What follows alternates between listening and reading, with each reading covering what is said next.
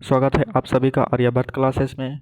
आज के इस वीडियो में हम लोग जुलाई का टेस्ट जो हुआ था स्कूल में उसका सॉल्यूशन करेंगे, सोशल साइंस का।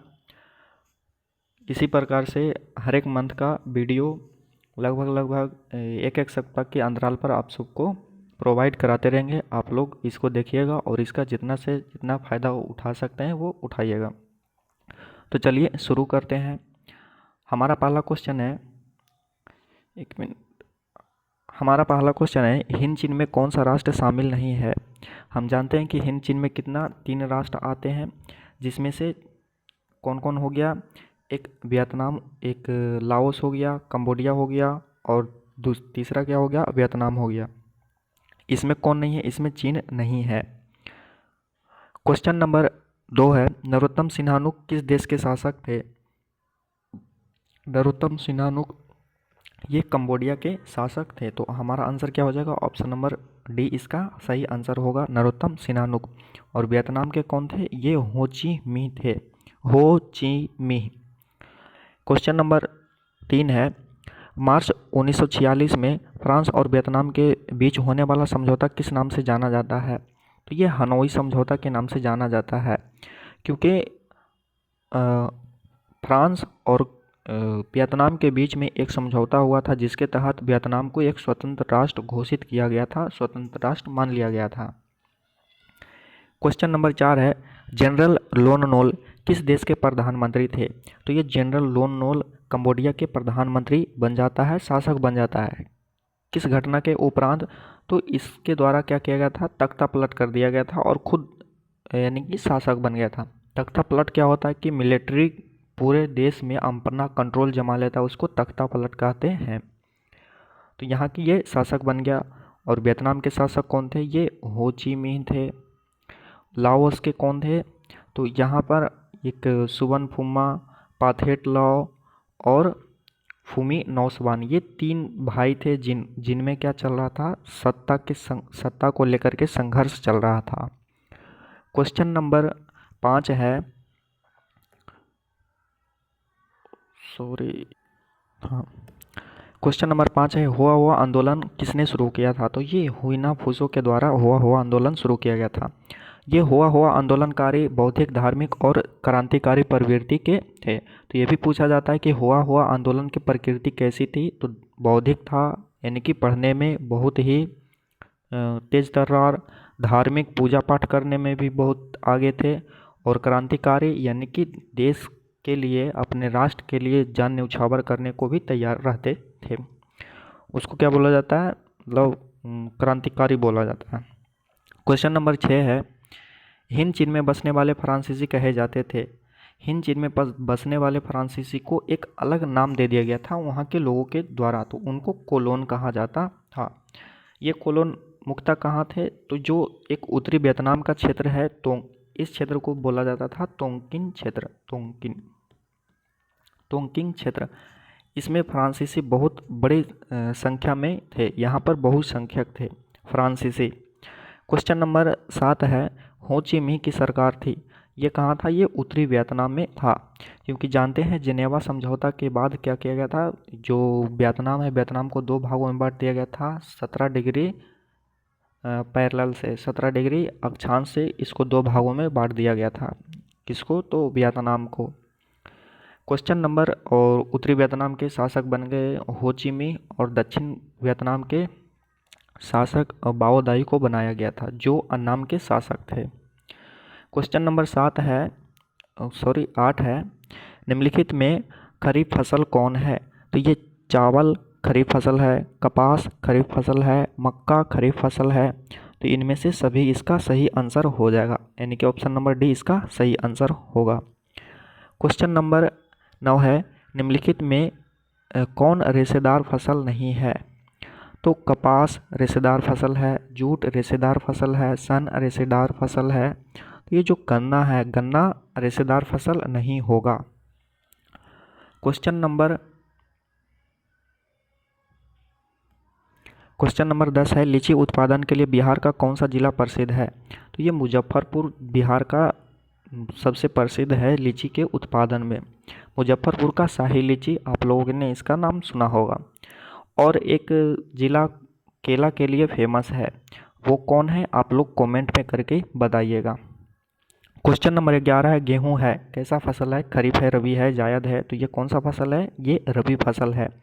खरीफ फसल में क्या आता है? धान आता है, गन्ना आता है, मक्का आता है, बादाम आता है, मूंगफली आता है। ये सभी किस में आ जाता है? खरीफ फसल में आते हैं।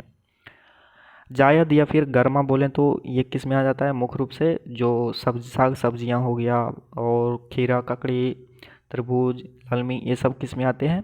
तो ये जायद फसल में आते हैं। जायद या गर्मा थोड़ा सा ही डिफरेंस होता है इन दोनों में। क्वेश्चन नंबर 12 है, रबर की खेती भारत के किस राज्य में की जाती है? तो ये केरल में सबसे ज़्यादा रबर की खेती किया जाता है, और मसालों के लिए भी यही फेमस है। क्वेश्चन नंबर 13 है, प्रारंभिक जीविका कृषि को नाम से जाना जाता है? तो इसको विभिन्न नाम से जाना जाता है। कहाँ? भारत में ही कई प्रकार के नामों से जाना जाता है। झूम के नाम से जाना जाता है। झूम कहाँ? तो नॉर्थ ईस्ट में इसको बोला जाता है, झूम की खेती बोला जाता है। दीपा जो अंडमान और निकोबार द्वीप समूह है, उसको वहाँ पर इसको दीपा बोला जाता है। पामलू, तो ये जो पामलू है इसको मुख्य रूप से नॉर्थ ईस्ट में ही एक कौन सा स्टेट है? ये मणिपुर। मणिपुर में इसको पामलू कहा जाता है, लेकिन पूरे नॉर्थ ईस्ट में इसको क्या कहते हैं? शिफ्टिंग कल्टीवेशन, झूम की कृषि बोलते हैं, या फिर बर्निंग कृषि बोला जाता है, स्लैश कृषि भी बोला जाता है, दहन एवं कर्तन कृषि कहा जाता है। तो इसका भिन्न भिन्न नाम है, लेकिन जो जो क्वेश्चन में आपके आ रहे हैं उस पर आप लोग ध्यान दीजिएगा, क्योंकि इसी से कुछ पूछ सकता है। क्वेश्चन नंबर 14 है, काली मिट्टी उपयुक्त है?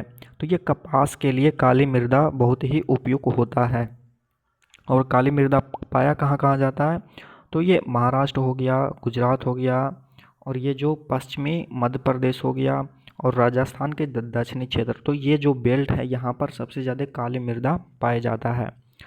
और जब काली मृदा कपास के लिए उपयुक्त है, तो कपास की खेती कहाँ सबसे ज़्यादा होगा? तो ये भी गुजरात में किया जाता है, कपास की सबसे ज़्यादा खेती किया जाता है। क्वेश्चन नंबर 15 है, निम्नलिखित में कौन भूकंप का सर्वाधिक खतरनाक जोन है? तो ये जो सबसे खतरनाक जोन कौन होता है? ये जोन नंबर 5 होता है। और जैसे जैसे 4 नंबर, 5 नंबर, 2 नंबर, तो ये घटते जाता है। तो सबसे खतरनाक कौन होता है? जोन नंबर 5 सबसे खतरनाक होता है, सबसे शक्तिशाली होता है। और ये होता कहाँ है? तो ये जो हिमालय का उत्तरी क्षेत्र देख रहा है, और उत्तरी पूर्वी क्षेत्र, और कौन सा? जम्मू कश्मीर का क्षेत्र, यहाँ पर सबसे ज़्यादा भूकंप आने की संभावना होता है, इसलिए इसको जोन नंबर 5 में डालते हैं, रखते हैं जोन नंबर 5 में। क्वेश्चन नंबर 16 है, किस भूकंपीय तरंग की गहनता सबसे कम होती है? यानी कि कौन भूकंप का जो तरंग होता है वो सबसे कम नुकसान पहुंचाता है? ऐसे भूकंपीय तरंग होते कितना प्रकार के हैं? मुख्य रूप से ये 3 प्रकार के होते हैं। ये 3 प्रकार के होता है, कौन कौन सा? एक पी हो गया, दूसरा एस हो गया, और एक लास्ट वाला एल हो गया। ये क्या होता है? प्राइमरी वेव होता है, ये सेकेंडरी वेव होता है, और ये क्या होता है? इसको दीर्घ तरंग यानी कि बड़े तरंग बोल सकते हैं। तो जो सबसे खतरनाक होता है ये कौन होता है? बीच वाला होता है, एस तरंग सबसे खतरनाक होता है, क्योंकि ये सबसे लेट में पहुंचता है, और सबसे बाद में पहुंचने के कारण ये क्या होता है? बहुत ज़्यादा ही खतरनाक होता है। लेकिन इसका जो गहनता होता है, यानी कि गहनता यानी कि उसमें कम समय में ज़्यादा जो कंपन करने की क्रिया होता है वो बहुत कम होता है। लेकिन ये क्या होता है? ज़्यादा खतरनाक होता है, इसलिए ये जो सरफेस वेव है, एस तरंग किधर है? तो ये ऑप्शन नंबर बी इसका सही आंसर होगा। एस वेव जो होता है इसका गहनता कम होता है, लेकिन ज़्यादा खतरनाक होता है। तो ऐसे टी तरंग का कोई कॉन्सेप्ट नहीं, टी तरंग होता ही नहीं है। कौन सा? 3 तरंग होता है, कौन कौन सा हो गया? पी तरंग हो गया, इसको प्राइमरी वेव कहता है। एल तरंग को कुछ बोला जाता होगा, तो आप लोग देख लीजिएगा इसको। क्वेश्चन नंबर 17 है, विनाशकारी भूकंप से बिहार किस वर्ष प्रभावित हुआ? 1934 में यहाँ काफ़ी भयंकर भूकंप आया था, खास करके उत्तरी बिहार वाले एरिया में। तो इसका आंसर क्या होगा? ऑप्शन नंबर डी इसका सही आंसर होगा। और 2004 में ये सुनामी आया था, क्वेश्चन नंबर 18 है, निम्न आर्थिक क्रियाओं में कौन सेवा क्षेत्र से संबंधित है, यानी कि कौन सा क्षेत्र है जो सेवा से संबंधित है, यानी क्या बोल सकते हैं उसको, थर्ड, जैसे होता है ना प्राइमरी सेक्टर, सेकेंडरी सेक्टर और टर्सरी सेक्टर, तृतीयक क्षेत्र, थर्ड सेक्टर बोल सकते हैं उसको। तो कौन संबंधित है, खनन ये माइनिंग होता है जो प्राइमरी सेक्टर में आता है, बैंकिंग ये किस में आ जाएगा, टर्सरी सेक्टर में आ जाएगा, और वन हो गया, मत्स्य हो गया, ये सभी प्राइमरी में आएगा और ये टर्सरी में आएगा। क्वेश्चन नंबर 19 है, आय और उपभोग का अंतर क्या कहलाता है। तो आय और उपभोग का अंतर बचत कहलाएगा, सेविंग कहलाएगा। जैसे आप अगर एक महीना में 100 रुपया कमा रहे हैं, इतना ही नहीं कमाते होंगे, ज़्यादा कमाते होंगे, यानी कि आपका जो पॉकेट मनी है, एक महीना में आपको पॉकेट मनी 100 रुपया मिल रहा है, यानी कि वो आपका क्या है, इनकम है। उपभोग क्या होता है, जो आप उसको खर्च कर रहे हैं। मान लेते हैं आप 80 रुपया एक महीना में खर्च कर देते हैं, तो आपके पास जो बचेगा वो क्या होगा, सेविंग होगा। सेविंग यानी कि 20 रुपया जो बचा है वो आपका बचत है। तो ऐसे करके ये सेविंग निकाला जाता है। तो वही बोल रहा है, आय आपका पॉकेट मनी हो गया, उपभोग जो आपने जो आपके द्वारा खर्च किया गया है, खत्म किया गया पैसा, तो उसका अंतर क्या कहलाता है, ये बचत कहलाता है। क्वेश्चन नंबर 20 है, नेपाल की मुद्रा क्या है। तो नेपाल की मुद्रा क्या है, ये रुपया है। और भी ऑप्शन में क्या है, डॉलर है। तो डॉलर USA का है, कनाडा का है, ऑस्ट्रेलिया का है, न्यूजीलैंड का है। टका किसका है, तो ये बांग्लादेश का है। युआन किसका है, ये चीन का क्या है, युआन है। एन किसका है, तो ये जापान का येन है। इसको रेनमेनवी भी बोला जाता है। क्वेश्चन नंबर 21 है,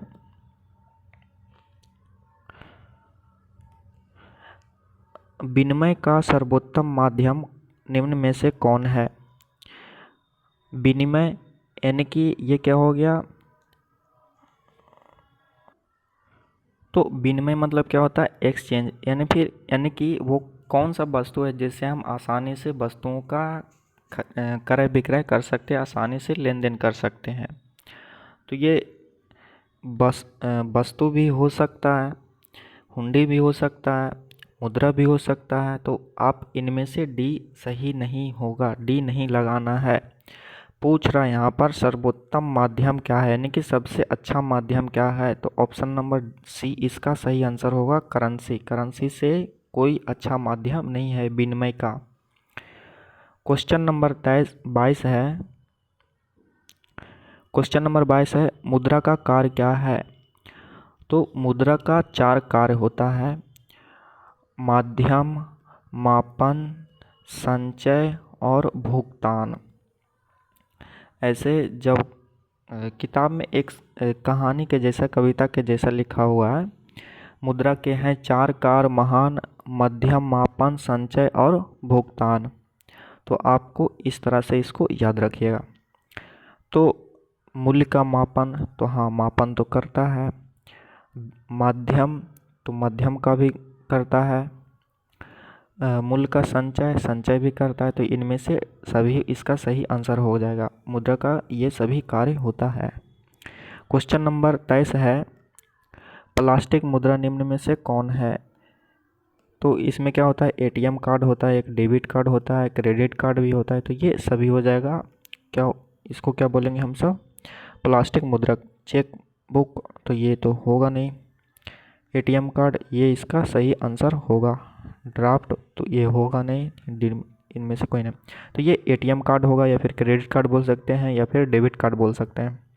ये क्या होगा, तो प्लास्टिक मुद्रा के अंतर्गत आएगा। क्वेश्चन नंबर 25 है, भारत के केंद्रीय बैंक कौन सा है। तो जो रिजर्व बैंक ऑफ इंडिया, ये क्या है, भारत का केंद्रीय बैंक है। इसका स्थापना कब हुआ था, ये 1935 में हुआ था। क्वेश्चन नंबर 25 है, पंचायती चुनाव कौन करवाता है? तो ये राज्य सरकार के द्वारा कराया जाता है। राज्य सरकार यानी कि कौन? वहाँ पर राज्य निर्वाचन आयोग ये करवाने का काम करता है। राज्य निर्वाचन आयोग किसके अंतर्गत काम करता है? तो ये राज्य सरकार के अंतर्गत कार्य करता है। लेकिन ये क्या होते हैं? ये स्वतंत्र होते हैं। तो इसका सही आंसर क्या होगा? ऑप्शन नंबर डी इसका सही आंसर होगा। Option number D. Question number 26 है, भारत के किस राज्य से पंचायती राज की शुरुआत हुआ? तो ये राजस्थान से शुरुआत हुआ था। राजस्थान का एक ज़िला था, कौन सा? नागौर ज़िला। वहीं से सबसे पहले 1959 में यहाँ से शुरू हुआ था। 2 अक्टूबर 1959 को शुरू हुआ था। कौन सा? नागौर ज़िला। फिर इसके बाद कहाँ से हुआ था? ये एपी में हुआ था, आंध्र प्रदेश में। कौन सा ज़िला? महबूब ज़िला। तो आप इसको ध्यान में रखिएगा। क्वेश्चन नंबर 26 है, अच्छा 26 हो चुका है। क्वेश्चन नंबर 27 है, बिहार में एक नगर निगम में अधिकतम वार्ड कितने वार्ड हो सकते हैं? तो ये 75 वार्ड हो सकते हैं, अधिकतम 75 वार्ड हो सकते हैं। क्वेश्चन नंबर 28 है, वेस्ट इंडीज संघ की स्थापना कब किया गया था? तो इसको 58 में बनाया गया था। वेस्ट इंडीज संघ को 58 में बना था और लगभग कुछ ही साल चला और 65 तक जाते जाते क्या हो गया? ये खत्म हो गया था, समाप्त हो गया था। तो इसका आंसर क्या हो जाएगा? ऑप्शन नंबर डी इसका सही आंसर होगा, 1958। क्वेश्चन नंबर 29 है और सेकंड लास्ट भी, निम्न में से कौन संघीय प्रणाली का विशेषता है? यानी कि संघवाद, यानी कि क्या होता है? एक से ज़्यादा स्तर के सरकार का होना क्या कहलाता है? संघवाद कहलाता है। लिखित संविधान तो संघवाद के लिए होना चाहिए। अब बताओ, एक से ज़्यादा स्तर के सरकार है, एक यहाँ हो गया, एक यहाँ हो गया, एक यहाँ हो गया। अगर तीनों का काम बटा हुआ नहीं रहेगा तो आपस में ज़रूर लड़ेगा कि ये मेरा काम है, ये कहेगा मेरा काम है, ये कहेगा मेरा काम है। इसलिए क्या है? लिखित संविधान लिखा हुआ रहेगा उसमें, तो कोई छटर फटर नहीं करेगा यहाँ मेरा काम है उसका काम है। तो ये लिखित संविधान होना बहुत ज़रूरी है। सर्वोच्च न्यायपालिका तो ये भी होना चाहिए। सर्वोच्च न्यायपालिका यानी करेगा क्या? अगर ये दोनों लड़ रहा है तो इसका फैसला कौन करेगा? ये अगर ये दोनों लड़ रहा है तो कहेगा हम फैसला करेंगे। तो ये भी हो सकता है ये इसका दोस्त हो या फिर ये इसका दोस्त हो, तो इसके पक्ष में सुना देगा फैसला। इसलिए क्या वहाँ पर न्यायालय आता है, कहता है दोनों मिलकर के आओ, हम तुम्हारा सुनेंगे, जो भी मतलब तुम दोनों के बीच में जो मुद्दा है हम सुनाएंगे उसका फैसला। तो ये दोनों हो गया।